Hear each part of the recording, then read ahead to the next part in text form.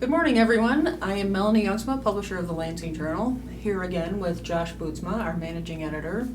And this morning, we are at the Lansing Public Library. Lansing's library is more than just a library. It's really a community center. Yeah. And Debbie Albrecht and her visionary team have transformed the library into more than just a book place. Right. They host events, they have classes. They are always looking for new ways to engage the community.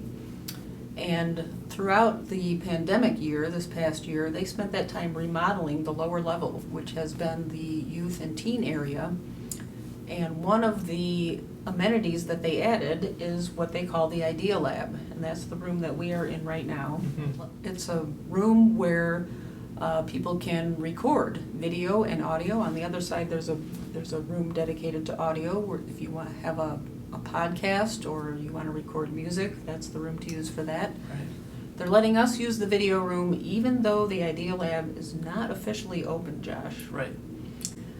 They want to open it, but they have plans to add some more computers in here. But those computers are on back order because of the microchip shortage. Yeah. But they said we could come in here Yeah. and let people know what it's like and maybe build some anticipation Yeah. for when they are officially open. Consider this the official teaser trailer for the Idea Lab. Yeah. Very cool. It's Yeah. Very, very nice. So why don't we just give you a quick tour of this side of the Idea Lab, and then we'll come back here with the rest of the video. Here we are in the Idea Lab. This is the wall that you just saw. This is made of kind of a softer material to help absorb the sounds. When you're recording audio, it doesn't sound as echoey. Behind me, you can see a green screen area.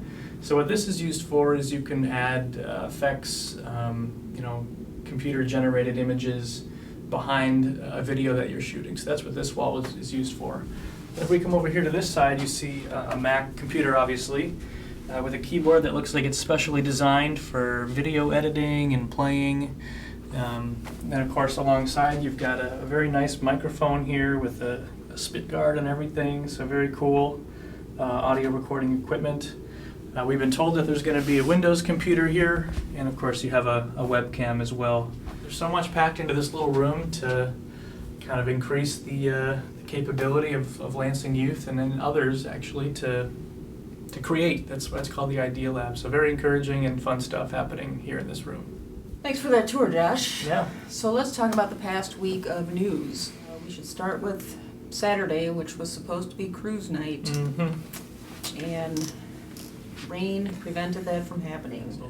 It was frustrating because it was the kind of rain where it's just so light, but it is raining. Barely raining. And it was kind of raining the whole time, just barely, but enough that if you own a very nice car, you don't want to bring your car out in the rain. So it did Right. make sense. It was just unfortunate. Not a good night for convertibles. Right. That's very true. Yeah. And it's also sad for us because that was the only cruise night that Josh and I were going to be able to be there together. Yeah. He's out of town on the next cruise night, which is August 14, so I won't get to meet Josh at the August cruise night. We'll have to meet some other time, but that's okay. So that was sad. That's right. That was Saturday. But some fun events this week. On Tuesday night, there was a bit of competition happening. The Lansing Police Department versus the TF South varsity baseball team. A charity softball game. Nice. And that's kind of the brainchild of the new police chief in Lansing, Al Phillips. It was really a fun game. It was actually a competitive game. Is Chief Al pretty good at softball? Chief Al is good at softball. Chief Al hit got a hit in the 9th inning that put him, I think, on first base, and then it was Officer Devin Smith hit just a massive shot to clear the bases, and that was a walk-off hit. So Chief Al actually scored the winning run in that game. So it was a fun game. It was fun. It was a great night. The weather was nice. You had Deputy Chief Roberts cooking burgers with Sergeant Chuck Whedon. Yeah, it was just a fun time. I'm glad you could be there. Yeah. Did a nice job reporting on it. And of course, there's a clothing drive as part of the event, and Cam Sanchez, who's the founder of We Are Lansing, collected multiple bags. It looked like maybe a dozen bags or so of clothing and other items for a clothing drive that he's doing. So that was cool as well. Nice. Yeah. Good community event. Good event. There's a house fire on Ann Street Thursday afternoon. And we actually heard about the fire from a local resident. A neighbor. Right. So thank you to Clem Lesner, who let us know about the fire. And not only that, he talked to some firefighters on the scene, got some information.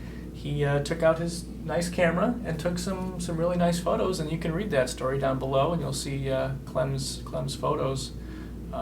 So yeah, we were really grateful to him that he was able to help us out there. Yeah, he's a longtime Lansing Journal reader and supporter. He was right there on the scene, and he thought to do that and emailed us and let us know the facts. And so thank you, Clem, for being there and for thinking of the Lansing Journal. And also, talking about the fire, we have to give kudos to the Lansing Fire Department, who was on the scene in less than 5 minutes after the call came in.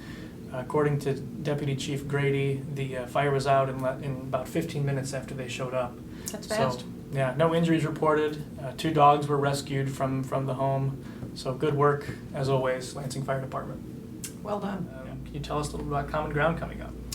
Yeah, actually the Lansing Journal helped launch Common Ground in Lansing last year. It was last August that the pilot program started. And because of the pandemic, there were certain restrictions on the program at that time, but now things are getting back to normal. Yeah. And so we're hoping to continue the program and grow it this year.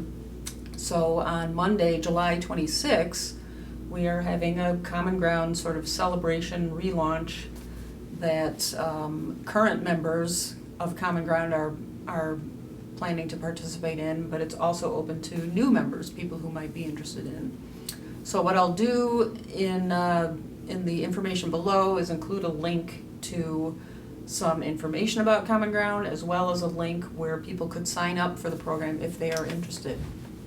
And just because you're interested in the program doesn't mean you have to go ahead and commit. Right. You can fill out the form, and there's an option where you can say, I'm not ready to commit right now, but I do want to receive the updates. In fact, my wife and I are both part of a couple, so there's 4 of us that meet every month, and it's been great.